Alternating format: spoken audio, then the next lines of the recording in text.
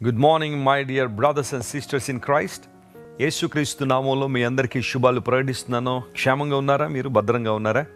అన్ని విషయాల్లో దేవుడు మిమ్మల్ని దీవించాలని, ఆధ్యాత్మికంగా మిమ్మల్ని బలపరచాలని మీకోసం అనుదినం పట్టుదలగా ప్రార్థన చేస్తున్నాను. ప్రియుడా, ఆత్మలో వర్ధిల్చున్న ప్రకారం అన్ని విషయములలో వర్ధిల్లుచు సౌఖ్యముగా ఉండవలనని ప్రార్థిస్తున్నాను అని ఆనాడు యోహాను గాయు అనే సహోదరునికి రాసినట్లుగా దేవుడు మిమ్మల్ని అందరినీ కూడా ఆధ్యాత్మికంగా బలపరచాలని, తద్వారా మీరు అన్ని విషయాల్లో అభివృద్ధి పొందాలని దేవుని సేవకులుగా మేము కూడా ఆశిస్తున్నాం. స్పిరిచువల్ ప్రాస్పెరిటీ మన జీవితంలో ఉంటే అన్ని విధాలుగా మనం దీవెన పొందుతాం. మన ఫోకస్ ఎప్పుడు కూడా ఆత్మ సంబంధ విషయాల మీద ఉండాలి. దేవుని వాక్యంలో ఎన్నో వాగ్దానాలు రాయబడ్డాయి. అవి దేవుడిచ్చిన వాగ్దానాలు.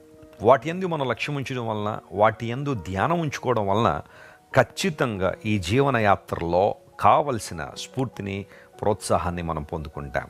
అపోస్తలుడైన పౌలు అన్నాడు, యేసుక్రీస్తు ప్రభులో ప్రతి వాగ్దానము కూడా అవునన్నట్టుగానే ఉంది అని. ఎస్, ఆయనలో మనం జీవిస్తున్నాం కాబట్టి ప్రభువులో ప్రతి వాగ్దానాన్ని మనం క్లెయిమ్ చేసుకోవచ్చు.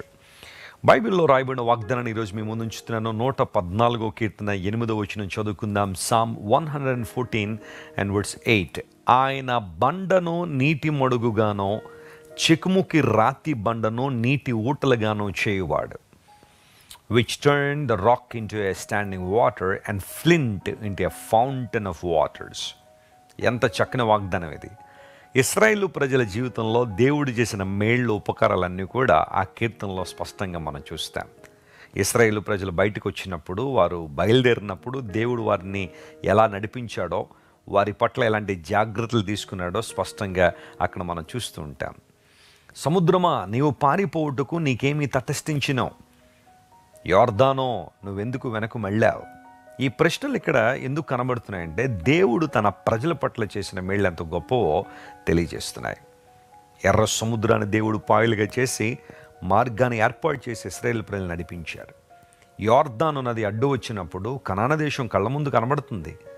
వెళ్ళడానికి ఆస్కారం లేదు, అవకాశం లేదు. ఎందుకంటే యోర్దాను నది అడ్డొచ్చింది. దేవుడు ఒక మిరకల్ చేయకపోతే, ఒక అద్భుతం చేయకపోతే వారు ఆ నదిని దాటి కనాను దేశంలో ప్రవేశించలేరు. దేవుడు ఇశ్రాయేలు ప్రజల పట్ల చేసిన అద్భుతం ఎంత గొప్పదంటే యోర్దానును ఏకరాశిగా నిలవబెట్టాడు. నీళ్ళు అలా నిలబడ్డాయట. ఆదాము అనే పురములో నీళ్లు నిలబడినప్పుడు ఇశ్రాయేలు ప్రజలు యోర్దాను నదిని దాటుకుని వెళ్ళిపోయారు. అసాధారణమైన అద్భుతాలు ప్రభువు చేశారు. అంత మాత్రం కాదు, ఇప్పుడు మనం చదువుకున్న వాక్య భాగంలో ఆయన బండను నీటి మడుగుగా మార్చువాడు, చేయువాడు. నీ దేవుడు ఎంత గొప్పవాడో తెలుసా?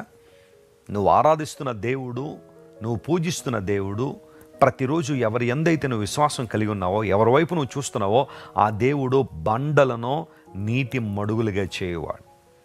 ఉదాహరణలు లేవా? బైబిల్లో ఉన్నాయి.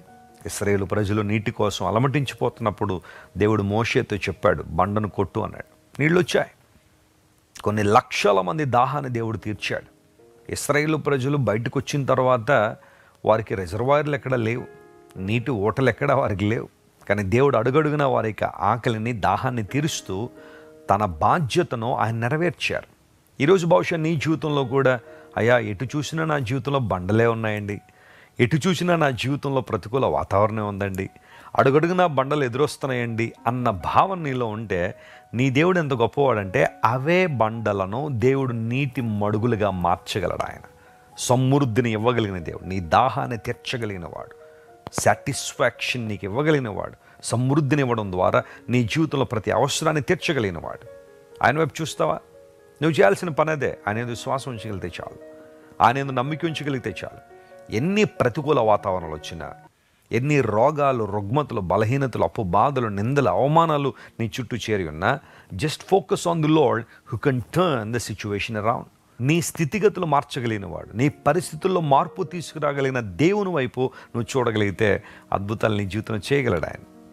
ఒకవేళ ఇంతవరకు మనుషులను చూసి నష్టపోయావేమో, మనుషుల సహాయం కోసం పరిగెత్తి ఇబ్బంది పడ్డావేమో. బహుశా ఈరోజు కూడా ఎన్నో ప్రణాళికలు వేసుకున్నావు. ఈరోజు వాళ్ళ దగ్గరికి వెళ్ళాలి, ఈరోజు వీళ్ళ దగ్గరికి వెళ్ళాలనే ఆలోచనలు ఇప్పుడు కూడా కలిగి ఉన్నాయేమో. కానీ అంతకన్నా ప్రాముఖ్యం నువ్వు దేవుని దగ్గరికి రాగలవా? ఆయన సన్నిధిలో మోకాళ్ళు ఉండగలవా? ఆయనకు నీ విన్నపాలు చెప్పగలవా? దేని గురించి మీరు చింతపడకండి, ప్రతి విషయంలో కృతజ్ఞతాస్తులు చెల్లిస్తూ మీ విన్నపాలు దేవునికి తెలియచేయండి అని పౌలు భక్తుడు ఫిలిప్పీ సంఘానికి రాసినట్లుగా నీ చింతలను ప్రార్థనగా మార్చగలవా?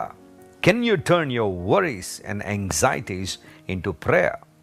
ప్రార్థనగా నువ్వు మార్చగలిగితే నీ చింతలను, నీ ప్రార్థనను దేవుడు స్తుతిగా మారుస్తాడు.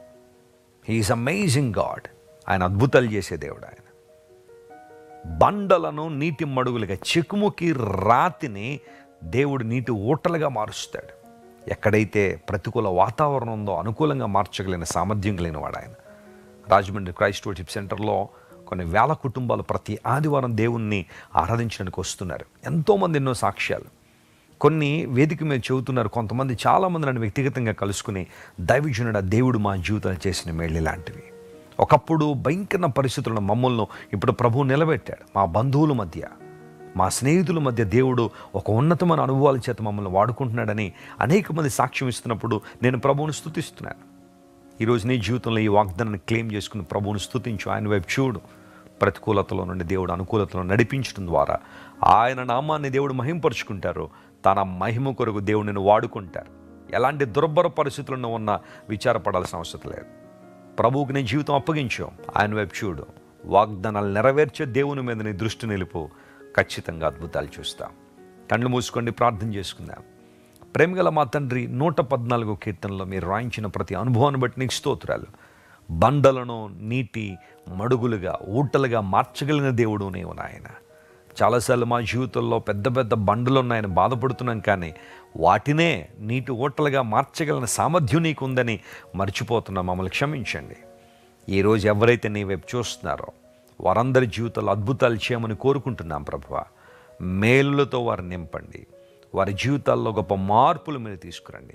ప్రతి ప్రతికూలతను అనుకూలంగా మీరు మార్చినామని మహింపరుచుకునండి. అనారోగ్యంతో ఉన్న వారికి స్వస్థత ఇవ్వండి. విడుదల లేని వారికి విడుదల ఇవ్వండి. కృంగిన వారి లేవనెత్తండి. దుఃఖముతో నింపబడిన వారిని ప్రభువా నీ శక్తి చేత నింపి సంతోషంతో, ఆనందంతో నింపండి. నీ మహిమ కొరకు వాడుకోండి. ఘనత, మహిమ, ప్రభావం నీకు మాత్రమే ఆరోపిస్తూ యేసు నామం పేరట అడిగి వేడుకొంచున్నాం తండ్రి. Amen. God bless you dear friends. దేవుడు మిమ్మల్ని దీవించి ఆశీర్వదించును.